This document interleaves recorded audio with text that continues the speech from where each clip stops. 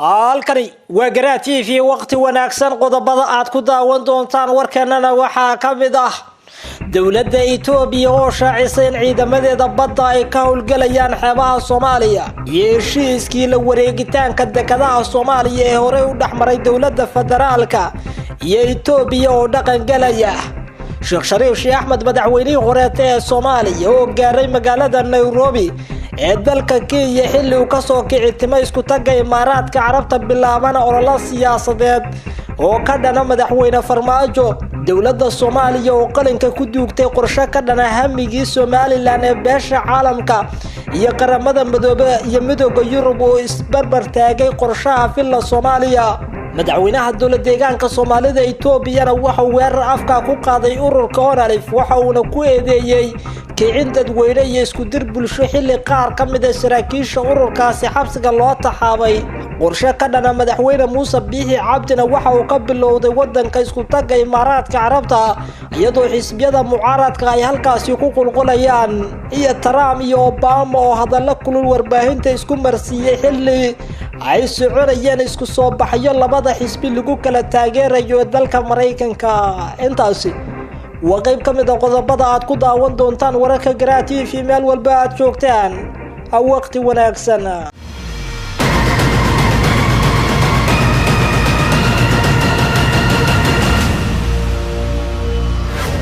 كلانتي وعانا وناكسن فضلان داود أداد شوكتا حلقي الصلاة سوتك واجبك على دبنا وبالله إنا داوتد مقال كان كدي مركا سوكدا تد واجبك كساران aynu ka horeyna dawladda wadanka Itoobiya ayaa shaacisay ciidamadeeda badda ay ka howlgalayaan xeebaha Soomaaliya xilli heshiiskii la wareegitaanka dekedaha Soomaaliya oo hore u dhaxmaray dawladda federaalka iyo Itoobiya uu dhaqan galayo dawladda wadanka Itoobiya ayaa ku jirta qorsheedii ugu dambeeyay ee ciidamadeeda badda lagu howlgalinayo sargaal sare oo u hadlay dawladda Itoobiya ayaa shaaciyay in ciidamadeeda badda dhawaan si rasmi ah loo howlgalin doono xilli uu jiro heshiis aan wax badan laga ogeyn oo dhaxmaray dawladaha Soomaaliya iyo Itoobiya General Adam Maxamed taliyaha ciidamada guud ee dalka Itoobiya oo warbaahinta la hadlay maxalliga ayaa sheegay in ciidamadoodu ay sida ugu dhaqsiyaha badan ay u howlgalayaan isla markaasna la howlgalinayo ciidamada badda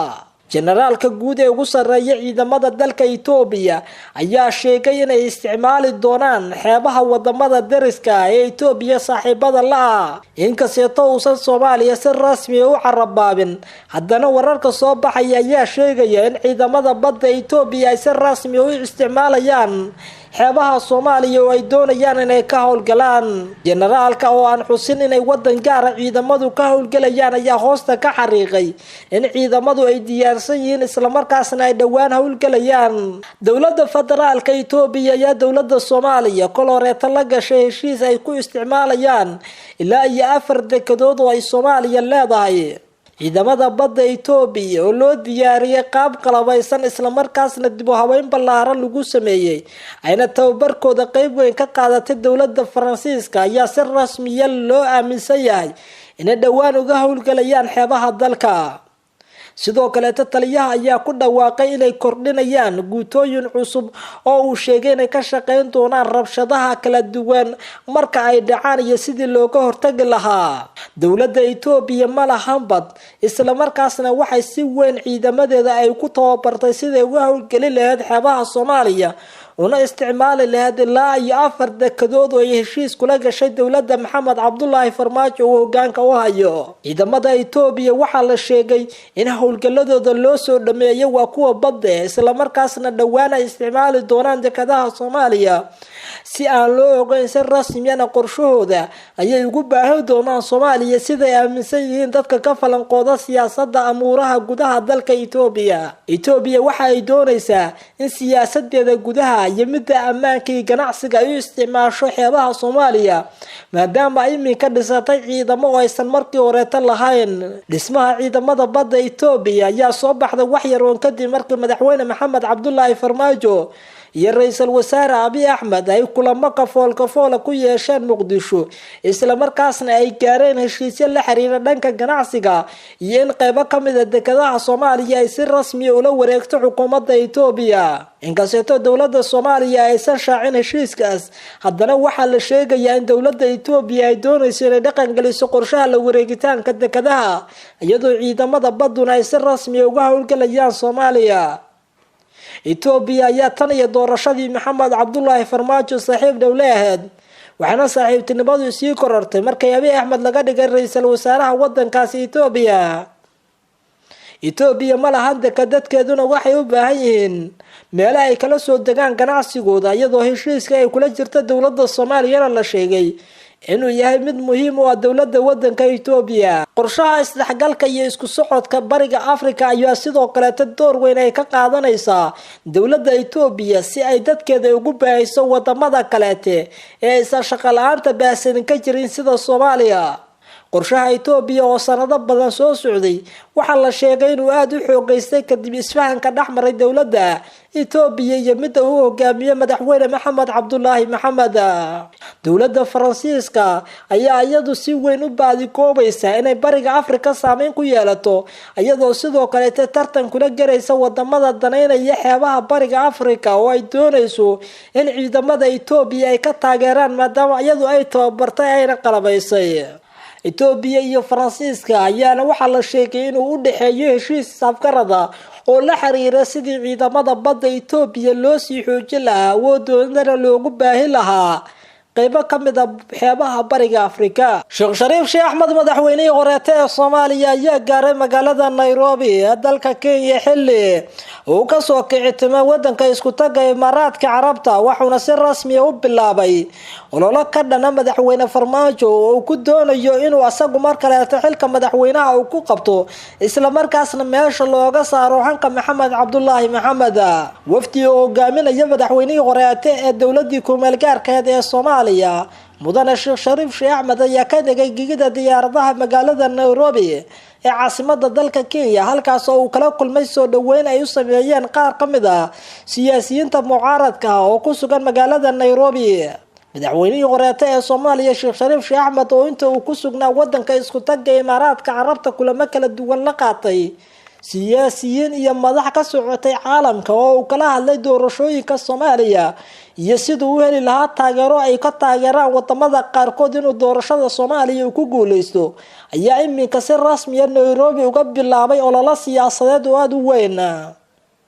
soo gaaritaanka magaalada Nairobi waxa uu imaanayaa iyadoo halkaas ay ku sugan yihiin inta badan siyaasiyiinta mucaaradka oo xusul duubaya inay jagada wadanka ugu sareysa ay qabtaan. markii uu soo gaaray magaalada Nairobi waxa uu darbadiiba bilaabay kulamo siyaasadeed Sheekh Shariif Sheekh Axmed, waxaana la sheegay inuu halkaas kula kulmayo siyaasiyiinta ka aragtida duwan filla Soomaaliya si uu abaabulo isbahaysi xilka looga tuurayo madaxweyne Farmaajo isla markaasna looga hortagayo inuu mar kale doorashada soo socotay uu ku guuleysto. Sheekh Shariif Sheekh Axmed waxaa la sheegay inuu taageero ballaaran uu ka helay qaybo kamid ah wadamada caalamka, taas oo ay ugu horeeyaan Imaaraadka Carabta iyo sidoo kale wadamo kale oo daneynaya inuu Shariifku mar kale ku soo laabto saaxada siyaasadeed ee dalka. Sheekh Shariif Sheekh Axmed oo muddooyinkii dambeeyay aan warbaahinta ka hadlin kana gaabsaday amuuraha siyaasadda Soomaaliya sida heshiiskii maamul goboleedyada iyo dowladda dhexe, ayaa iminka doonaya inuu dadaaladiisa ugu horeeya ku daafuro olole ballaaran oo uu ku doonayo in la iska gaashaan buuraysto sidii aysan madaxda dalku talada dib ugu soo laaban lahayn. Shariifka ayaa aaminsan in dowladda Maxamed Cabdullaahi Farmaajo 4 sano ee muddaxileedkeeda ay ku guuldareysatay in dalka horumar gaarsiiso, sidaas darteedna looga baahan yahay in laga saaro saaxadda siyaasadda. ilaa lagu kalsoon yahay oo ku sugan magaalada Nairobi ayaa sheegay in Shariifku uu xeelad siyaasadeed adeegsaday bilihii ugu dambeeyay kadib markuu ka gaabsaday inuu ka hadlo arrimaha Soomaaliya, isagoo sidoo kale tan iska dhigayay siyaasi quniya socda si uu muujiyo inuusan Shariifku ku mowqif ahayn qaar kamid ah siyaasiyiinta dowladda ka soo horjeeda oo markaas ay dhaleeceen warbaahinta si joogto ah uga waday. shariifka ayaa sidoo kale waxa uu ka maadanaya fadeexayn uu kala kulmay hadallo dhowr ah oo warbaahinta ka sheegay taas oo uga soo horjeeday xukunka dowladda iminka talada haysa. abaabulka ka soconaya magaalada Nairobi ayaa waxa uu muuqdaa mid laga doonayo in talada wadanka looga wareejiyo madaxda iminka haysa, waxaana muuqata isbahaysi iyo sidoo kale isku tagyo la doonayo inay mucaaradku iska bahaystaan sidii talada wadanka iminka ay ayagu gacanta ugu dhigi lahaayeen. doorashada soo socota ayaa loo kala xusul duubaya iyadoo madaxda iyo siyaasiyiinta kala duwan ay doonayaan inay isku garbiyaan sidii ay mar kale salaanka siyaasadda ku hana lahaayeen. Sheekh Shariif Sheekh Axmed ayaa ka mid ah siyaasiyiinta sida weyn loogu saadaalinayo inuu ka mid yahay shakhsiyaadka ugu horeeya ee ugu cadcad ee doorashooyinka dalka. dadaalada uu shariifku sameynayo ee Nairobi uu ka bilaabay waxa uu sidoo kale kula kulmi doonaa safiirada beesha caalamka qaarkood, saraakiil ka socda dowladaha caalamka iyo sidoo kale dowladda Kenya mas'uuliyiin ka tirsan asagoo xisbiyada mucaaradka ee dowladda Soomaaliya ka soo horjeedana Nairobi kulamo gooni kula qaadanaya. Sheekh Shariif Sheekh Axmed ayaa xukuumadda uu soo dhisay ra'iisul wasaare Roble waxa uu ku yeeshay ilaa 3 wasiir, taas oo u sahli karta inay xildhibaano asaga taageersan ay ka soo baxaan baarlamaanka soo socda sida ay aaminsan yihiin qaar ka mid ah siyaasiyiinta falanqeynaya arrimaha doorashooyinka dalka. siyaasiyiinta ku sugan magaalada Nairobi ayaa doonaya in ay sanadkan ay dowladda ku cadaadiyaan inay doorashadu noqoto mid xor iyo xalaal ah, isla markaasna waxay doonayaan inay talada dalka ka faramaroojiyaan Maxamed Cabdullaahi Farmaajo iyo xulufadiisa oo 4 sano ee la soo dhaafay si weyn mucaaradka u cuburiyay. dowladda Soomaaliya ayaa qalinka ku duugtay qorshe ka dhan ah hamigii Somaliland ee beesha caalamka. qaramada Midoobay iyo Midowga Yurub ayaana isdhinac taagay qorshaha filla Soomaaliya. dowladda federaalka Soomaaliya oo muddo sanadaha ku soo howlaneed sidii dhammaanba mashaariicda iyo deeqaha beesha caalamka loo hoosgay lahaa filla Soomaaliya ayaa iminka u muuqata inay si toos ah ugu guuleysatay. wasaaradda qorsheynta dowladda Soomaaliya ayaa garwadeen ka ahayd barnaamijka la doonayo inay dowladda Soomaaliya noqoto halka laga maamulayo qorshayaasha dhan iyo mashaariicda beesha caalamku ay ka fuliyaan guud ahaanba dalkii la isku oran jiray Soomaaliya. dadaaladii ay wada dowladda federaalka Soomaaliya ay ku doonaysay inay guud ahaanba meesha kaga saarto qorshihii Somaliland ee ahayd in si gaar ah loola tacaamulo ayaa iminka lagu guuleystay sida ay sheegaan ila siyaasadda u dhuundaloola. beesha caalamka iyo sidoo kale dhammaanba deeq bixiyaasha ayaa la sheegay inay dowladda Soomaaliya kula heshiiyeen inay dowladdu maamusho dhammaanba deeqaha iyo mashaariicda ay beesha caalamka gudaha Soomaaliya ay ka fulinayso. arrintaasi waxay dhawarjab weyn ku tahay Somaliland siday aaminsan yihiin siyaasiyiinta ka soo jeeda deegaanada waqooyiga Soomaaliya. qaramada Midoobay iyo Midowga Yurub ayaa la sheegay in dowladda Soomaaliya kala shaqeeyeen qorshahan ay guud ahaanba qalinka ugu duugatay in mashaariicda iyo deeqaha beesha caalamka si toos ah Muqdisho loo mariyo isla markaasna halkaas laga maamulo.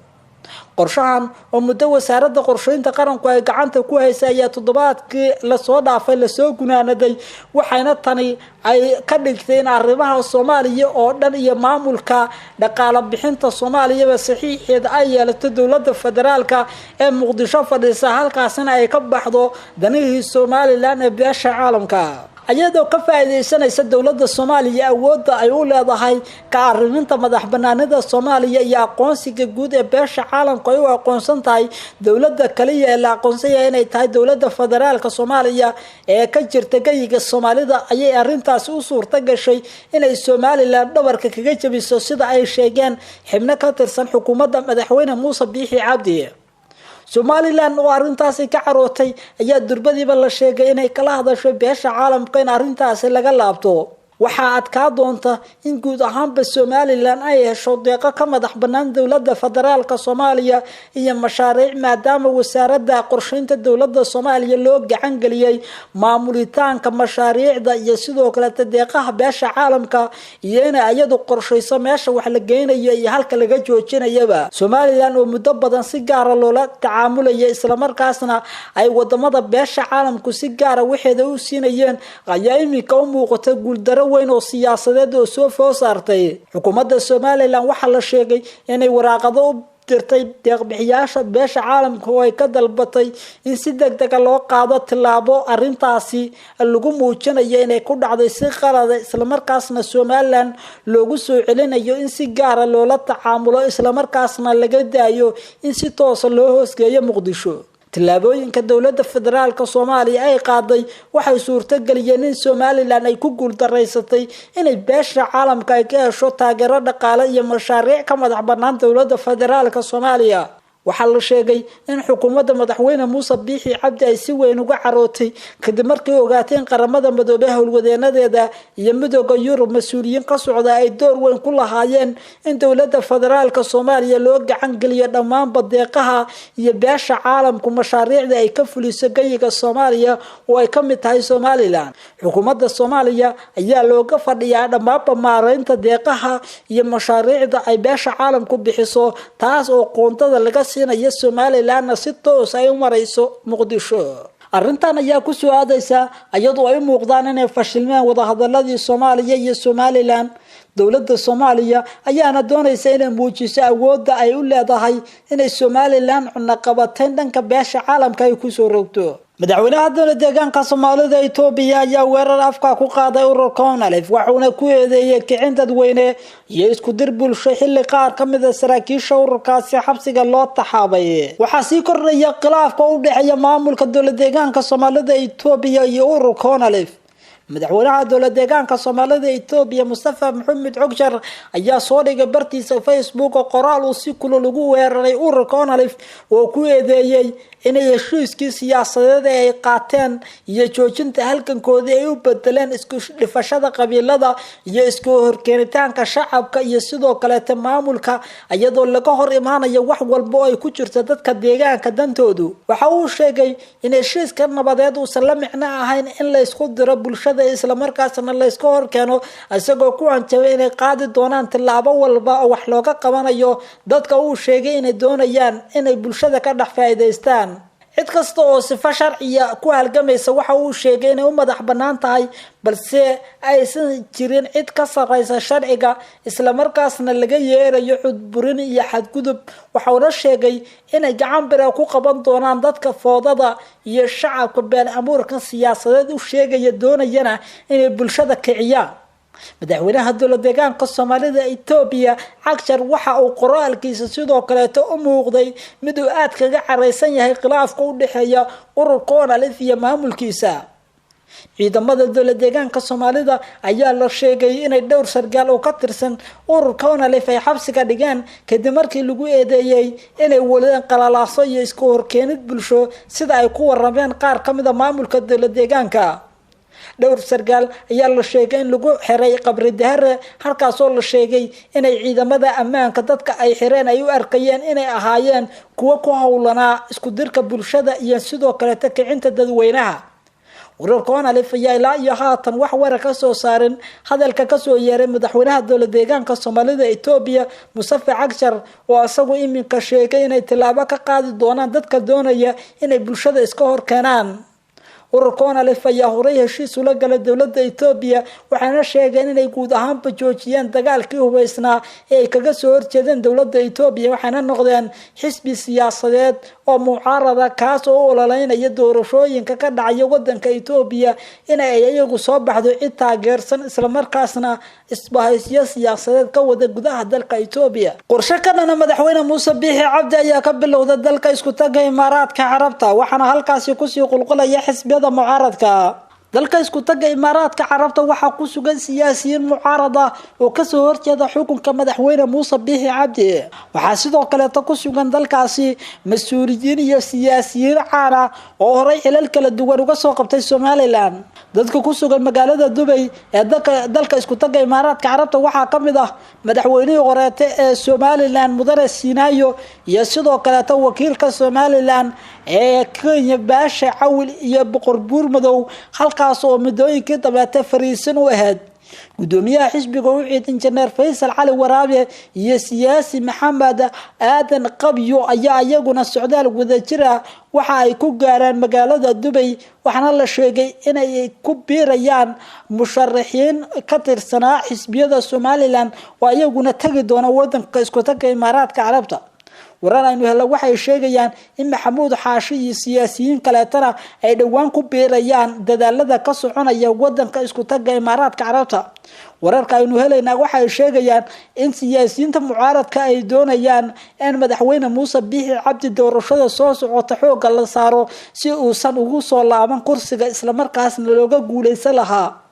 siyaasiyiinta ku qulqulaya isku taga Imaaraadka Carabta waxaa kamid ah siyaasiyiin markii horeeta kamid ah xisbiga Kulmiye balse dhawaan laga saaray golaha sare xisbigaas oo kamid yahay Qabyatire iyo sidoo kale Maxamuud Xaashi Cabdi iyo siyaasiyiin kale. wararka aynu helayna waxay sheegayaan in xisbiga UCID ee Soomaaliland uu doonayo inuu siyaasiyiintaas la galo heshiis isla markaasna xisbiga ay kaga mid noqonayaan si doorashooyinka soo socda looga guuleysto madaxweyne Muuse Biixi Cabdi. siyaasiyiinta sidoo kale wadanka isku taga Imaaraadka Carabta jooga ee dadaalada wada waxa kamid ah madaxweyne ku-xigeenkii horeete ee xisbiga UCID mudane Professor Abiyan oo asaguna si weyn u dareynaya in la helo qorshe ka dhana madaxweyne Muuse Biixi Cabdi doorashooyinka soo socda. madaxweynaha Soomaaliland Muuse Biixi Cabdi ayaa la sheegay inuu isha ku hayo dadaalada ka soconaya wadanka isku taga Imaaraadka Carabta. ugu dambeyntiina madaxweynaha dalka Mareykanka Trump iyo madaxweynihii xilka kala wareegay Barack Obama ayaa warbaahinta isku marsiyay hadallo kulkulul. madaxweynaha Mareykanka Trump iyo ninkii xilka kala wareegay Barack Obama ayaa isku soo jeediyay cambaarayn kulkulul xilli ay socdeen dibadbaxyo iska soo horjeeda.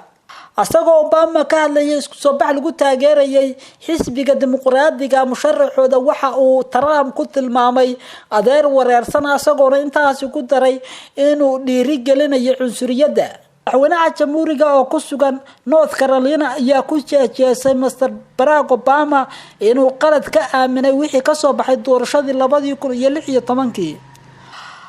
ayadoo 13 maalmood ay ka harsan tahay doorashada ayaa Mr. Biden wuxuu aad uga horeeyaa marka loo eego aruurinta lagu sameeyay dadka ku sugan wadankaasi Mareykanka.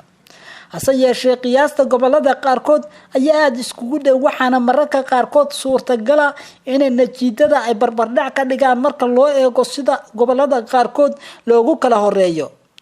tiradii ugu badneed ayaa sanadkan codadkooda xilli horeeta dhiibtay waxaana la sheegay in 43 milyan oo qofood ay codkooda dhibatay boostada iyo si caadiyaba ay codadkooda ku muujiyeen. ololaha siyaasadeed ee ka soconaya dalka Mareykanka ayaa la aaminsan yahay in sanadkan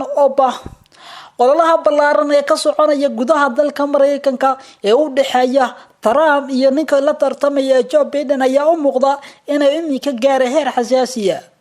hadallada kulkulul ee warbaahinta la isku weedaarsanayo ayaana la sheegay inay horudhac u tahay hardanka siyaasadeed ee dhexmaraya labada xisbi ee dalka Mareykanka ee dimuqraadiga iyo jamhuuriga. waxaad ka daawanaysan Garaa TV waqti wanaagsan meel walba aad joogtaan inta ku kulmi doono wararkan warar la mid ah. Assalaamu calaykum wa rahmatullaahi ta'ala wa barakaatuh.